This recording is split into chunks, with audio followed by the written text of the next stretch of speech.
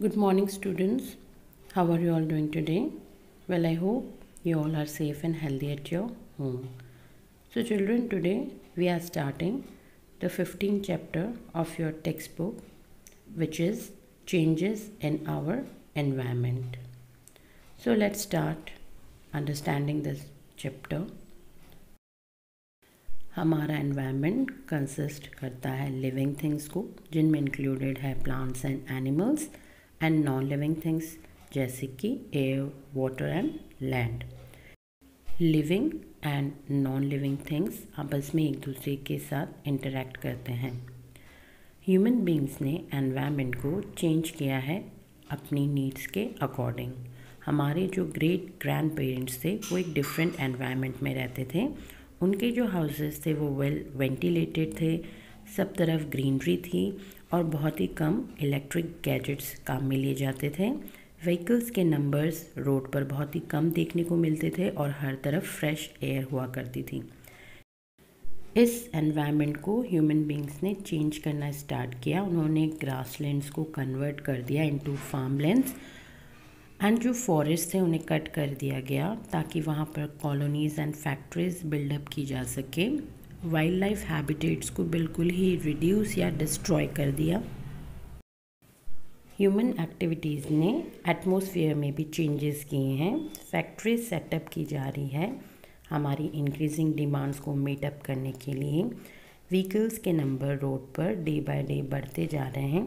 ये जो amount of smoke produce हो रहा है इसकी क्वांटिटी इंक्रीज़ होती जा रही है, तो हमने एयर, वाटर एंड लैंड को पॉल्यूट कर दिया है। A greenhouse is a glass house where we grow plants specially during winter. Greenhouse एक ग्लास हाउस होता है जहाँ पर कि प्लांट्स को ग्रो किया जाता है विंटर सीजन में। ग्रीन हाउस में जो क्लाइमेट है उसे कंट्रोल किया जाता है। The sun rays pass through the glass and warm up the inside of the house. Sun rays इस ग्लास से पास होके ग्रीन हाउस में एंटर करती है एंड इस हाउस को अंदर से वो वार्म अप कर देती है।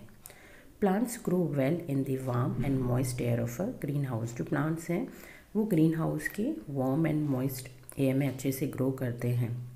The ultraviolet and infrareds from the sun bring in heat and light energy. सूरज की किरणें अपने साथ अल्ट्रा वायलेट एंड इंफ्रारेड्स को लेके आती हैं एंड वो हीट एंड लाइट एनर्जी को जनरेट करते हैं। The glass walls of a greenhouse do not allow the heat to escape. ये जो ग्रीन हाउस की दीवारें हैं वो ग्लास की बनी हुई हैं जो कि हीट को स्केप नहीं करने देती हैं। The next heading is greenhouse gases. Earth का एटमॉस्फेयर एक ब्लैंकेट है गैसेस का। इसमें से जो कुछ गैसेस हैं जैसे कि carbon dioxide, nitrous oxide, methane and water vapour, इनमें प्रॉपर्टी होती है कि ये जो सूरज की एनर्जी है उसे ट्रैप कर लेती हैं। ये जो गैसेस हैं ये अलाउ नहीं करती हैं हीट को to escape back into space. ये गैसेस वार्म अप कर देती हैं अर्थ को। तो ये जो गैसेस हैं ये कहलाती हैं ग्रीन हाउस गैसेस एंड उनकी वजह से जो इफ़ेक्ट होता है ये इफ़ेक्ट कहलाता है ग्रीन हाउस इफ़ेक्ट।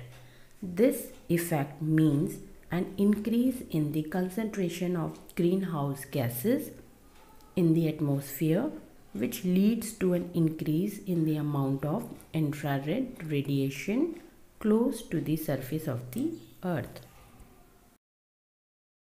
इसका मतलब है कि जब एटमॉस्फेयर में ग्रीन हाउस गैसेस का कंसंट्रेशन इंक्रीज़ होता है तो उसकी वजह से जो इंफ्रारेड रेडिएशन है अर्थ सरफेस के बिल्कुल क्लोज उनके अमाउंट में भी इंक्रीज़ होता है। Now we will learn about the greenhouse gases. So the first one is carbon dioxide. Carbon dioxide gas का अमाउंट धीरे धीरे हमारे एटमॉस्फेयर में बढ़ रहा है। इसका जो मेन रीज़न है गैस के अमाउंट का बढ़ने का वो है burning of fossil fuels and the destruction of rain forest. अगर कार्बन डाइऑक्साइड इसी तरीके से बढ़ती रहेगी तो more heat will be trapped in the atmosphere and the temperature of the earth could increase. तो ज़्यादा से ज़्यादा हीट ट्रैप करी जाएगी एटमॉस्फेयर के द्वारा एंड उसकी वजह से जो अर्थ का टेम्परेचर है वो बढ़ेगा। The next green house gas is methane. Methane एक नेचुरल गैस है। जब ग्रास ईटिंग एनिमल्स उनके फूड को डाइजेस्ट करते हैं तो उनका डाइजेस्टिव सिस्टम रिलीज़ करता है large quantity of methane into the atmosphere. Animals का वेस्ट जिसे कि मैन्योर कहते हैं वो एज अ फर्टिलाइज़र्स काम में लिया जाता है। ये जो मैन्योर है ये रिलीज़ करता है मीथेन को एटमॉस्फेयर में। ये गैस हमारे प्लैनेट को वार्म अप कर देती है। The next constituent of greenhouse effect is water vapour, जो कि 35 to 75% of the greenhouse effect के लिए रिस्पॉन्सिबल होता है। The next is ozone. Ozone layer पाई जाती है स्ट्रेटोस्फीयर में, जो कि वन ऑफ द लेयर है एटमॉस्फेयर की। The next is CFC which is known as chlorofluorocarbon.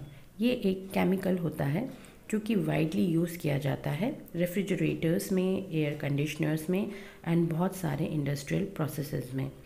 ये जो CFC है ये भी एटमॉस्फेयर को वार्म अप करने का काम करता है। The next heading is global warming.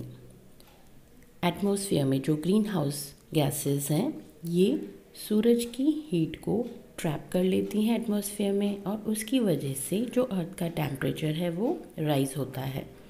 ये जो इफ़ेक्ट है ये कहलाता है ग्लोबल वार्मिंग। पिछले कुछ 100 सालों में जो एवरेज टेम्परेचर है अर्थ का वो बढ़ा है बाय 1 डिग्री फ़ारेनहाइट एंड आने वाली कुछ सेंचुरी में ये बढ़कर पहुंच सकता है 2 डिग्री से लेके 6 डिग्री फ़ारेनहाइट तक। This will change the climate for the worse, और इससे हमारा जो क्लाइमेट है वो और भी ख़राब हो जाएगा। क्लाइमेट के चेंज होने की वजह से जो इफ़ेक्ट्स आ रहे हैं वो विजिबल हैं, जैसे कि मेल्ट हो जाना पोलर आइस कैप्स का, जो वाटर लेवल है ओशियंस का उनका राइज़ होना, और बहुत सारी जगहों पर जो कि सी के आसपास है वहाँ पर फ्लड्स का आना, बाढ़ का आना। Efforts need to be made to reduce the warming up process। हमें इस वार्मिंग अप प्रोसेस को रिड्यूस करने के एफर्ट्स लगाने होंगे। हर एक कंट्री स्पेशली वो जो कि ज़्यादा ग्रीन हाउस गैसेस को रिलीज़ कर रही हैं उन्हें इसकी क्वांटिटी को रिड्यूस करना चाहिए। यही एक तरीका है इससे बचने का।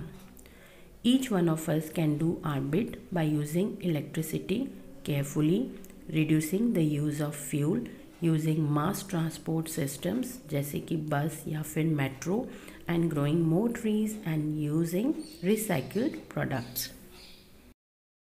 हम भी एनवायरनमेंट को सेव करने में अपनी तरफ से कॉन्ट्रीब्यूशंस दे सकते हैं, जैसे कि हमें इलेक्ट्रिसिटी को केयरफुली यूज़ करना चाहिए, हमें फ्यूल को भी केयरफुली यूज़ करना चाहिए, और जो मास ट्रांसपोर्ट सिस्टम्स होते हैं जैसे कि बस या फिर मेट्रो इन्हें काम में लेना चाहिए। ज़्यादा से ज़्यादा पेड़ों को उगाना चाहिए एंड जो रिसाइकिल प्रोडक्ट्स हैं उन्हें यूज़ करना चाहिए। बहुत सारी कंट्रीज़ ने साइन किया है एग्रीमेंट को जो कि एम करता है at reducing greenhouse gases. ऐसा ही एक एग्रीमेंट है Kyoto protocol. Well, this is enough for this video, children.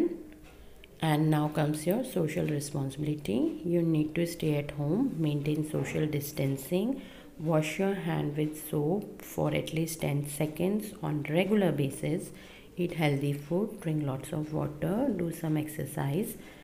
Children, be at home, be healthy and fit. Thank you for watching.